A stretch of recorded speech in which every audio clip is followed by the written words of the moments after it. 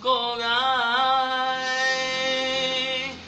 hay anh vẫn sẽ lặng lẽ kề bên, dù không nắm tay nhưng đường chung mãi mãi. Và từ ấy ánh mắt anh hồn nhiên đến là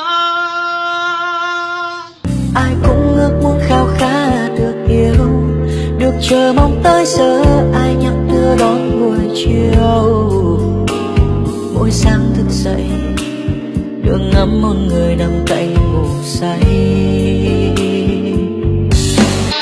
vẫn rước về sau để thấy em rõ hơn, để có thể ngắm em từ xa âu yếm hơn.